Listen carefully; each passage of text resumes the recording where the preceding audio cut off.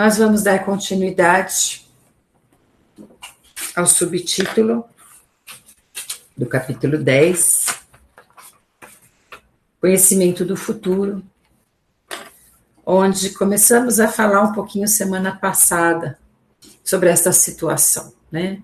Então, só lembrando que nos é selado esse conhecimento para que nosso equilíbrio seja exaltado aqui na vida encarnada, para que as interferências da outra encarnação e do futuro momento espiritual não nos traga nenhuma dificuldade aqui na Terra, não nos traga medo, remorso, não nos traga culpa, não nos traga aflições, mas que a gente possa percorrer o caminho aqui encarnado, no dia a dia, conforme as situações deste momento, desta encarnação, onde sabemos que quando evoluirmos na fase de regeneração, na fase dos mundos felizes, nós não precisaremos mais ter esse desconhecimento. As verdades são reveladas para nós, a nossa existência é revelada para nós, passado, futuro, e nós temos um livre-arbítrio muito maior sobre as nossas vidas. Mas enquanto estamos aqui, com esse conhecimento velado do que vai nos acontecer, nós temos a orientação dos nossos mentores, que ocorrem durante a noite, quando nós dormimos, que nós somos ali orientados pela vida espiritual. Nós temos, muitas vezes, intuições do que vai acontecer, sonhos, que não são sonhos emocionais, mas sim sonhos de visões espirituais. Então, a gente vê que em alguns momentos, conforme a nossa necessidade, conforme os guias entendem que aquilo seria necessário para nos ajudar, é colocado um flash, uma visão, uma mensagem com o intuito de nos ajudar sempre, né? Como nós falamos semana passada, estas visões não são aquelas que nós queremos ver, são visões espontâneas que não estão ligadas ao nosso desejo de saber, e geralmente são coisas que nós nem esperamos saber. São ali colocadas, vindas do alto, conforme precisamos. Quando nós queremos saber algo do futuro e vamos em busca disso, geralmente somos atropelados pelos falsos profetas, indo atrás de buscas não voltadas ao nosso conhecimento kardecista, mas sim buscando, né, videntes, buscando cartomantes, buscando adivinhações, que só nos trarão prejuízo e desequilíbrio. Então, aquilo que for necessário sabermos será trazido espontaneamente. Isso é muito importante termos claro. Ah, mas se eu soubesse, eu estaria mais calmo. Mas a prova da espera, o exercício da espera é o objetivo daquela situação. Ah, mas vai demorar. Então, o que nós vamos fazer? Treinando nosso equilíbrio, a nossa resiliência, a nossa fé, a nossa aceitação. Porque certamente nós não temos desvendado tudo à nossa frente, porque as situações poderiam nos trazer um grande desequilíbrio. Então, espontaneamente o alto nos traz, né? Então, nós voltamos aqui, fizemos a pergunta 868, 869, estamos na pergunta 870, sobre as revelações do futuro. Então, vamos lá. Mas se convém que o futuro permaneça oculto, por que permite Deus que seja revelado algumas vezes? Então, aí a pergunta, por que se revela esse futuro? Qual o objetivo de se revelar? A revelação, ela tem diversas funções. Uma delas é exercitar o nosso equilíbrio, a prova do equilíbrio. Como o exemplo da resposta que eu vou ler, se nós soubéssemos que nós ganharíamos um valor material, uma herança, em determinado momento, nós talvez não nos preocupássemos em trabalhar muito, nós teríamos os desejos primitivos, às vezes, né, que nós não gostaríamos de ter, que algo acontecesse para que aquela herança viesse logo. Nós poderíamos nos orgulhar e perder muitas vezes, o exercício ligado ao trabalho que temos, a humildade de diariamente levantarmos para cumprir as nossas obrigações. Nós não teríamos impulsos, desejos que surgem do nosso espírito ali, desejos que não são tão belos em relação às coisas. Então, quando alguma coisa é revelada, este objetivo dificilmente não, eu acho que nunca é um objetivo de revelação material. A espiritualidade não vai dizer para nós, olha, você vai receber esse valor, você vai receber determinada situação, aquele emprego já está garantido. A espiritualidade vai nos mostrar eventos realmente significativos para as nossas conquistas espirituais. Às vezes, medos exacerbados que temos. Então, a espiritualidade pode nos acalmar, revelando situações de apoio. Eles nos mostram os nossos protetores ao nosso lado. As revelações da espiritualidade são muito mais importantes do que as situações cotidianas aqui da Terra. Quando o alto nos revela as nossas proteções, os nossos caminhos espirituais, tirando da nossa frente aquela obscuridade, aquela dúvida sobre o espiritual, essas revelações são muito mais importantes para nós do que situações que vão ocorrer aqui. Se eu vou casar, se o meu filho vai ter tal idade, se eu vou ter um emprego, se eu vou viajar, essas situações são efetivamente inúteis para nós. Elas não vão colaborar em nada para a nossa evolução. Tudo que o alto faz é com o objetivo de nos trazer evolução. E essa evolução vem através de exercícios, provas, aprendizados, merecimentos. Então, a espiritualidade, ela vai se revelando a nós para nos acalmar, para nos fortalecer, geralmente desvendando mistérios da própria vida espiritual, fazendo com que a gente sinta a presença de mentores, sonhe com os nossos protetores, tenham visões de locais bonitos da espiritualidade. Que coisa mais gratificante, mais fortalecedora do que o alto poder dar um flash do que é uma vida feliz no espiritual para nós. A certeza ali, ocular daquilo. Ocular não, porque a gente geralmente está dormindo, mas aquele sonho que a gente acorda e fala, isso aconteceu, isso foi verdade. Aqueles encontros com irmãos desencarnados. Isto sim tem um significado para a nossa evolução, para o nosso equilíbrio, e afeta diretamente a nossa vida terrena. Agora, será que é interessante eu saber como vai ser minha vida material?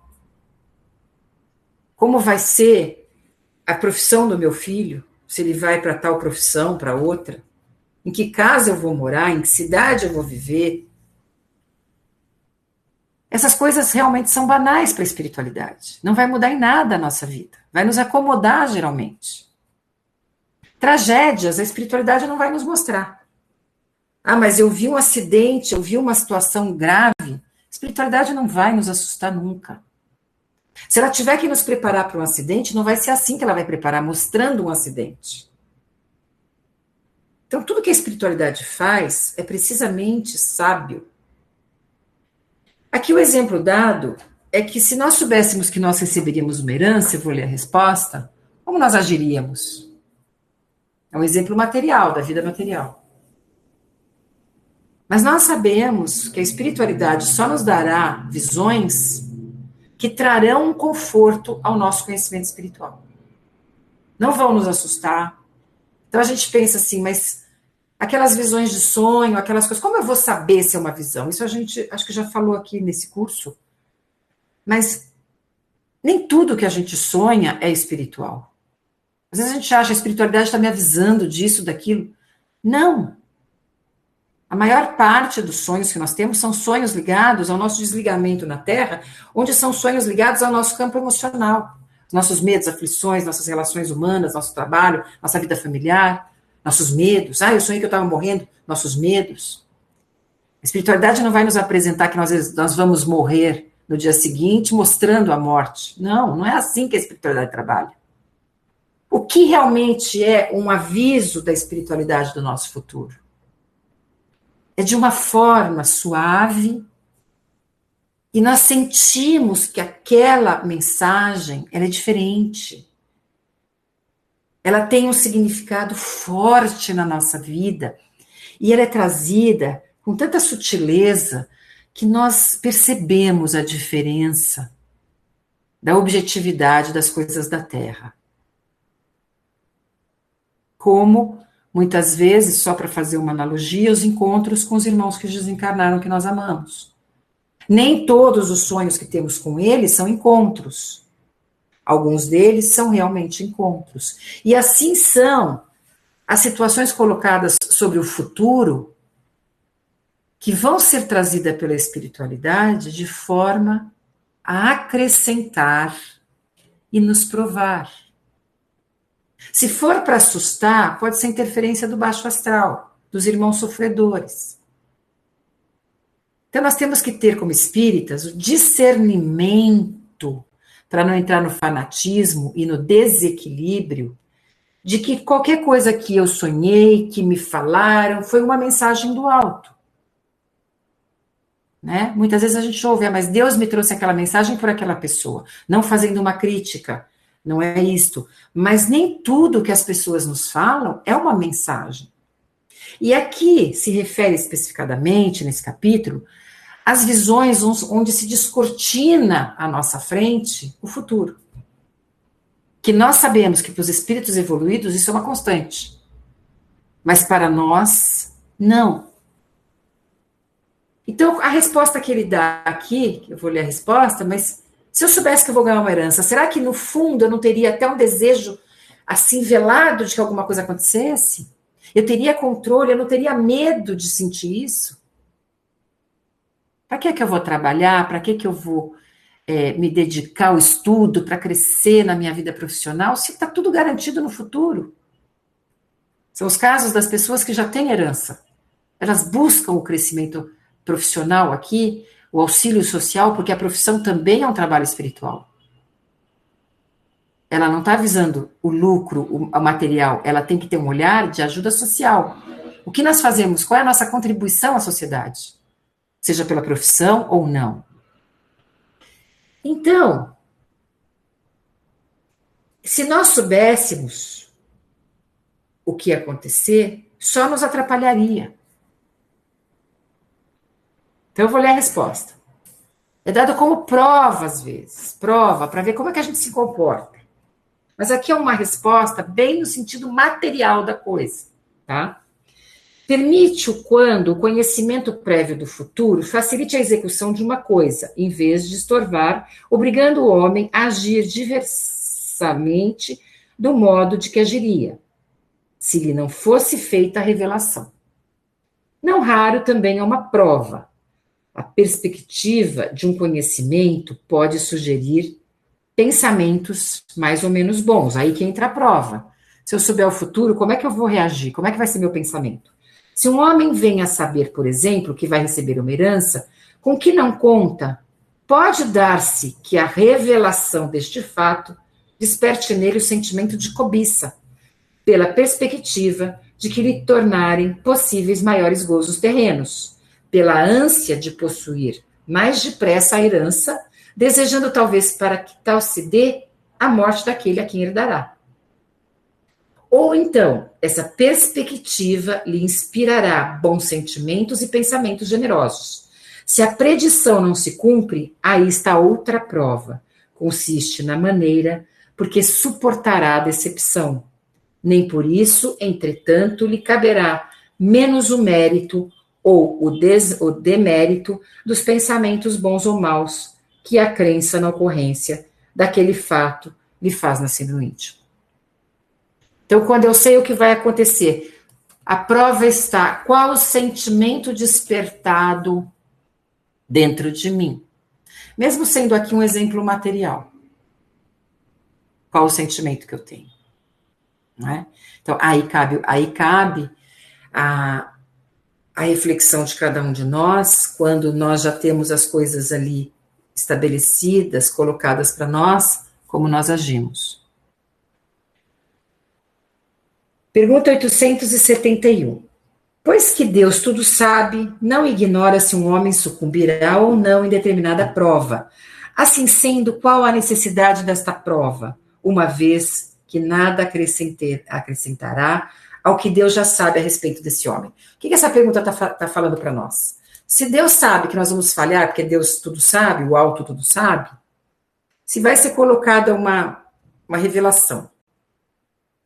O alto sabe que nós vamos sucumbir, que nossos pensamentos vão ser negativos, de cobiça, de vaidade, de atraso espiritual. Atraso não, mas de problema espiritual. Por que Deus permite a prova? Por que Deus revela? Nós já falamos aqui no começo desse curso que o objetivo do Pai para cada um de nós é muito lindo. O objetivo que Deus nos dá é de fazer com que cada um, após a condição do livre-arbítrio, que é na situação de encarnado, como homem ou mulher, nós tenhamos a liberdade da construção da nossa história. Então, não há uma evolução unânime, não há uma prova igual para todos, não há uma determinação de crescimento, tempo, local, fatores que vão nos evoluir. Cada um de nós nesse grupo terá estímulos diversos de evolução, propostas diversas de experiências para nos desenvolver, oportunidades infinitas, que dependendo de cada um de nós, percorrerá um caminho totalmente único. Por isso que os grandes pensadores sempre disseram: somos um ser único. Não tem ninguém com as mesmas experiências que eu. Nunca haverá alguém com as mesmas experiências que eu. Pode esta pessoa viver comigo, esta pessoa estar na minha casa. A minha percepção, o meu olhar ao mundo é totalmente meu. O meu irmão pensa de uma maneira, o outro pensa de outro, um tem um sentimento, o outro tem outro. Não existe história igual. Não existe uma história a ser contada do progresso humano. Existem histórias individuais. Por isso, Deus permite que nós também tenhamos a experiência da falha. Se nós nunca tivéssemos falhado, imagina como seríamos. Uma pessoa que nunca falhou, acertou sempre tudo, o bom da bola. Essa pessoa tem um olhar ao semelhante? Essa pessoa tem um respeito, uma empatia à fragilidade do irmão? Essa pessoa que nunca falhou, que não existe isso. Mas a pergunta é, por que Deus permite que a gente tenha uma falha na prova se ele sabe que a gente vai falhar? Por que ele põe a prova? Porque ele experimenta a nossa humildade. Ele não andou ao lado de Judas, sabendo que Judas iria traí-lo? Ele não deu a oportunidade a Judas de estar ao lado dele, sabendo que o Judas o trairia? Ele poderia ter tirado a prova de Judas, falar, bom, Judas vai errar, vamos tirar a prova de Judas. Tira Judas daqui. O Pai nos prova a todo momento, através do Cristo, que vai ser dado o direito de cada um de nós, da escolha de acertar ou errar. E mesmo ele sabendo que nós erramos, ele permite o nosso erro. Porque ele vai nos levantar. Ele vai nos estimular a seguir corretamente. Ele vai nos trazer uma oportunidade. Se nós nunca tivéssemos errado, nós seríamos petulantes, soberbos. Nós não teríamos um olhar ao semelhante.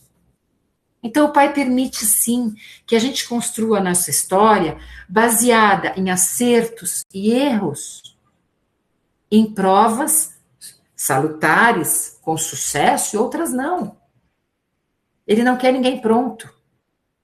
Esta é a beleza de Deus sobre nós, que muitas vezes a gente tem dificuldade de entender. Deus criou cada um de nós, mas não para ele, para uma existência individual, um percurso único. Isso nós não podemos esquecer nunca como espíritas. Esta é a dádiva da vida. Ninguém tem a minha história. Ela pertence a mim. Até o tempo de progresso para evoluir é de cada um. Não tem milagre, não tem uma fórmula. Então você vai por aqui, você vai conseguir isso aqui. Não tem fórmula.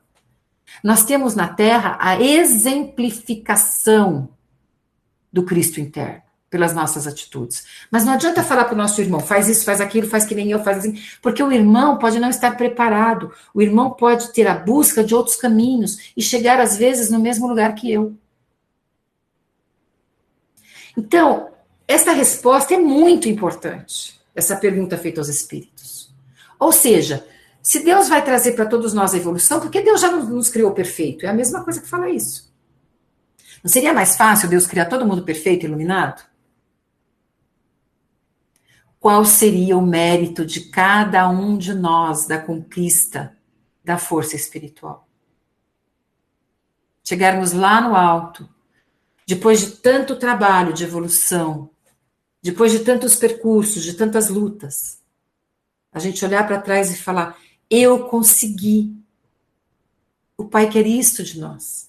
Quer isto para nós. Quer que esta vitória seja nossa. Senão ele daria todo mundo pronto. Abriria todos os véus, vai por aqui, vai por ali, faz assim, faz assado. Quando ele estava no deserto, ele mostrou para nós que até ele foi tentado. Quando tem a passagem que ele se...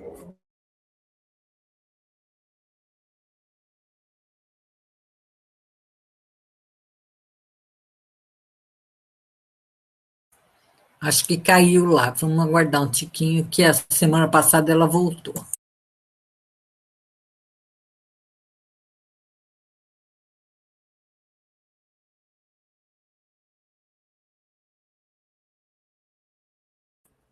Desculpa. Quando temos a passagem que Jesus é tentado pelo mal no deserto, que ele estava com muita fome, e é tentado e fala, né, o mal diz para ele, você pode tudo? Você pode transformar essa pedra em pão? Mas o pai sabia que ele precisava passar por toda aquela resignação e ele não aceita a tentação. Então, se o pai sofreu provas, o pai, Cristo, por que nós não passaríamos por provas? É muito confortável, né, a gente pensar, Deus nos quer perfeito, então Deus quer a nossa felicidade, que maravilha, então já nos dá as provas, já nos dá os caminhos certos, já põe a fórmula na vida de todo mundo, já faz todo mundo sonhar com o caminho que tem que seguir. Qual seria o nosso mérito? Qual seria o nosso crescimento? Qual seria a nossa história?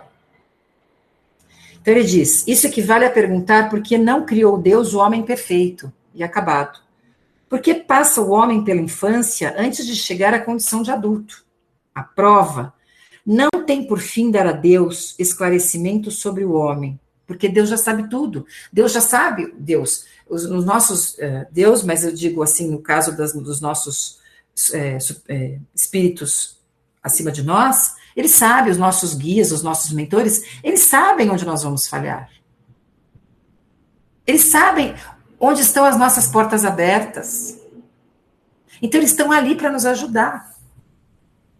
É nessa hora que eles estão perto de nós. É geralmente a hora da blasfema, que nós falamos, poxa, mas tudo comigo, né? Onde está o alto, que eu tanto ajudo, que eu tanto faço, que eu tanto proclamo, e agora os problemas surgiram? É nesta hora que o alto está conosco. É nesta hora que nós não sabemos, não vemos, mas nós estamos ancorados, como a passagem da pegada na areia. Onde o Senhor estava? Nesse momento eu te carregava. Então, como Deus já sabe que nós vamos falhar, a prova não é para ele saber se a gente está em dia com a nossa evolução, mas para a gente perceber as nossas fragilidades e treinar como um aluno o estudo. Por aqui não deu certo, eu já vi que não deu certo. Eu não vou por aqui de novo, se eu for, eu vou cair de novo. Então, o aluno que somos nós vamos nos endireitando com as provas difíceis. Então, ele diz, mas dar ao homem toda a responsabilidade de sua ação, uma vez que tem a liberdade de fazer ou não fazer. É o livre-arbítrio. Né? Dotado da faculdade de escolher entre o bem e o mal, a prova tem por efeito pô-lo em luta com as tentações do mal e conferir-lhe todo o mérito da resistência. Ora, conquanto saiba de antemão se ele se sairá bem ou não, Deus não o pode, em sua justiça, punir nem recompensar por um ato não praticado. Olha essa última frase que é importantíssima. Como nós teremos o mérito da evolução se nós não sabermos, não sentirmos que nós conseguimos vencer a batalha? Nós teremos força para pegar as batalhas maiores? Porque a evolução não vai parar. Se nós não tivermos certeza que conseguimos, que nós desviamos do erro e conseguimos, nós vamos mais forte para outra etapa? Nós precisamos treinar todos os estágios. É aquela alegria do jejum, né? Fazer o jejum intermitente, consegue 8 horas. Quando consegue 10, a gente fica feliz da vida. Consegue 11, mais ainda. Tem dia que a gente não consegue ir para as 12 horas. Falar, hoje eu não consegui. Mas é o treino, é esse aqui que Jesus diz para nós. A prova é dada, não com a garantia do acerto. O bom professor, ele dá uma prova não esperando nota 10 de todo mundo. Ele espera os erros para sustentar o aluno naquelas dificuldades dele. Então, quando o alto vê as nossas faltas, eles vão aonde eles precisam nos ajudar. Eles vão nos intuir onde a porta está aberta. Olha, fecha essa porta, aqui você tem tentação difícil. Eu não posso ficar oferecendo para o alcoólatra festa, bar, bebida. A espiritualidade faz isso conosco. Quando eles percebem as nossas mazelas, eles nos recuam, eles nos orientam, eles nos protegem. E aí as provas vão sendo melhor resolvidas. Tá tranquila essa parte? Eu acho que essa é a última pergunta. Essa é a última pergunta desse capítulo. E aí nós temos, em sequência, uma explicação de 4, 5 páginas sobre este capítulo, que nós falamos, que é um capítulo muito importante, esse capítulo. Eu acho que é um dos mais importantes, porque ele fala das nossas responsabilidades. Nós falamos do livre-arbítrio, falamos da fatalidade, e nós falamos do conhecimento do futuro. Né? Então, ele faz uma série de reafirmações que nós já estudamos aqui nesses dias, nessas últimas 4, 5 semanas desse capítulo, e eu vou pedir para vocês lerem, porque eu acho que se eu for ler as 6 páginas vai ficar cansativo para vocês. Vocês leiam esta semana esse resumo, é um resumão, eu li bastante para ver se tinha alguma informação a mais, e eu tirei uma informação, além de ser um resumo, eu tirei uma informação aqui de uma passagem de Jesus, de uma oração, que eu achei importante para nós nesse capítulo. Em suma, né, o livre-arbítrio, as fatalidades, aquelas coisas que nós achamos que tem que acontecer, que não tem nada a ver com a gente, ia acontecer mesmo, a gente esquece que tem livre-arbítrio, esquece que nós escolhemos as provas, não, aquilo tem que acontecer, então, as fatalidades que nós estudamos e o conhecimento do futuro. E tem uma passagem aqui de uma oração que diz o seguinte: não nos deixeis sucumbir à tentação, mas livrai-nos do mal. Então, é a passagem do Pai Nosso, e que a gente também tem a passagem aqui. Este capítulo, em suma, na parte da força que nós precisamos ter para isso, é pedir ao alto sempre que nos dê força para encontrar o caminho correto. E que as tentações que são infinitas nesse planeta, não só pelas tentações materiais, Nós trazemos vícios de outras encarnações, mas por uma condição espiritual que convive conosco, que quer que a gente fique aqui na bagunça da Terra. Então, a força para o erro nos puxa muito. E o que vai fazer a gente crescer é a força interna de ir contra as tentações da terra, do dinheiro, das facilidades, da preguiça, né, das facilidades aqui materiais, os desejos físicos, os vícios, tudo que a terra aqui traz de aparente satisfatório, uma ilusão a todos nós. E ainda o baixo astral, os irmãos sofredores dizendo, vamos por aqui mesmo, vamos nesse caminho aqui. O que nós precisamos? Independe do estado exterior. Se nós estivermos equilibrados, podemos estar em qualquer lugar. Pode estar o baixo astral do lado, pode estar dentro de um lugar de drogas, pode estar dentro de pessoas, perto de pessoas violentas. Se nós estivermos equilibrados, o meio não nos corromperá. E é isso que diz esse resumo aqui. Independente do livre-arbítrio, independente do que eu escolhi, independente do que eu vou ver do futuro, independente das coisas que precisam acontecer ou não comigo, que eu escolhi lá atrás, que eu sou responsável por tudo que acontece comigo, não tem a fatalidade, ó, Deus mandou, nós sabemos que a força espiritual vai ser o alicerce para sairmos bem nessas provas. Então, o alto vai nos deixar aqui no fogo cruzado para ver se a gente aguenta. E nós vamos aguentar. Ele deu o caminho. Orai e vigiai. Né? E aqui tem uma outra passagem deste resumo que diz o seguinte: nunca há fatalidade nos atos da vida moral. O que quer dizer isso? As fatalidades, que a gente chama de fatalidade, que são as coisas que nós geramos, as provas que nós geramos, né, pela nossa imperfeição, as coisas que nós passamos, nós podemos mudar os caminhos materiais aqui da Terra, nós podemos seguir caminhos diferentes. Mas nós não podemos dizer que a nossa conduta moral foi uma fatalidade. Eu agi mal porque tinha que ser assim. É isso que está explicando esse capítulo, esse resumo.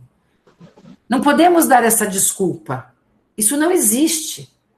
Na vida moral não há desculpa, né? Na minha formação espiritual, não há desculpa. Eu errei porque eu tinha que errar para ajudar aquela pessoa. Eu errei porque se eu não errasse, né? Se eu perdoasse aquela pessoa, ela seria pior. O que eles explicam aqui? Não há desculpa para colocar a fatalidade das condições morais do espírito. Vocês entenderam essa diferença? Posso escolher aqui o que eu vou fazer, como eu vou agir com as pessoas, mas eu não posso usar a fatalidade para dizer na minha vida moral. Isso aconteceu porque tinha que ser assim. Eu errei porque tinha que ser assim. Não. A justificativa é a seguinte: eu escolhi um caminho que não foi bom, né? E eu tenho ali a dignidade de assumir que eu errei e que eu vou recomeçar esse aprendizado. Mas nunca nós podemos dizer, se eu não tivesse errado, a coisa teria sido pior. Ou seja, a gente dá uma justificativa para não enfrentar os nossos defeitos, as nossas mágoas, as nossas dificuldades. A gente tenta achar uma justificativa até nas nossas imperfeições como fatalidade. Aquilo precisou acontecer na minha vida. Eu precisei bater naquela pessoa, né? Aquilo não tinha como, foi uma fatalidade. Eu precisei pegar o pau e dar na cabeça dele. Isso não existe. É isso que os espíritos nos falam. Não há justificativa para os nossos erros, dizendo que isso é uma fatalidade. Então ele fala, nunca há fatalidade nos atos da vida moral. Vocês entenderam essa parte? Tá fácil? Tá tranquilo? Deixa eu ver que horas são. São 20 para as 9. Então eu vou fazer o seguinte, que daquela vez passamos do horário, né? Eu vou parar então para vocês trazerem, se vocês quiserem trazer as perguntas, e a gente na semana que vem vai começar o capítulo 11, a lei da justiça, do amor e da caridade, tá?